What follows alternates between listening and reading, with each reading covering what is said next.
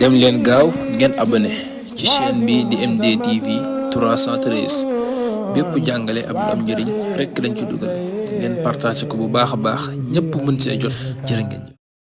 bismillahi rrahmani rrahim alhamdulillah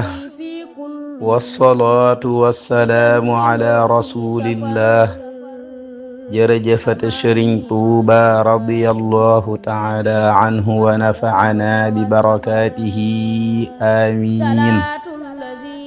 salaatu alladi fi kulli shahrin wa fi safar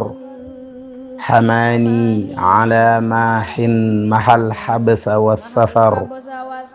assalaamu aleykum wa rahmatullahi taala wa barakatuh. mbokki taalibe yi ñu dikk ak yéen ci seen yóbbalu safar ñu agsi woon ci tukkib géej gi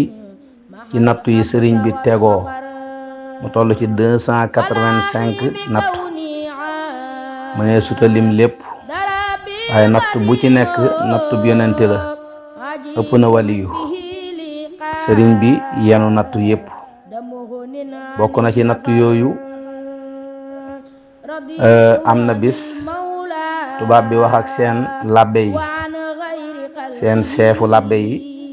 ñu ne moom daal xool nañ ko waaye lenn dong lañ xam ne buñ ko defloo mën ngeen a am ci moom ndam mooy li ñuy tuddee ak moy ñu daal di jël jigéen joo xamante macha allah mel na nam war a mel dugal sëriñ bi ci am néeg summi soxna sa ba mel ni na ko ndeyam juree mu rafle lool ñu dugal ko fa tëj ko biñ ko fa dugalee mu jub si ku baax ki mu wattandiku ko jëm ci côté nee na mu wut siwaat ko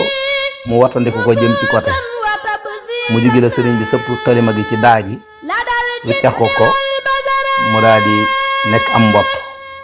sëriñ bi daal di jël këll ba fa nekkoon dëpp ko continuer di bind bañ dem ba yaakaar ne bu fekkoon ne xëy na luy sotti la sotti na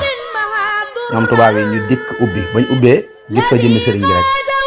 ñu ne ko bu ñu jaaxal comment lii lu xew ana kiñ ci dugaloon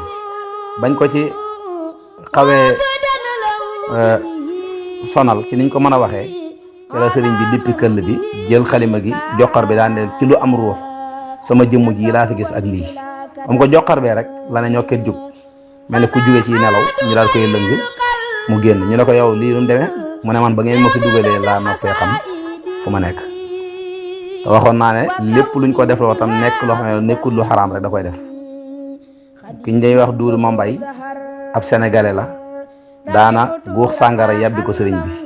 di tux xëcc ci saxaar si ba mu ñëw mu daal koy ëf sëñ bi di ko rooseloo ay tool yi dër ay tool wëlbati ko di boole góor ak jigéen ñuy sëy ci kanamam lu ne def nañ ko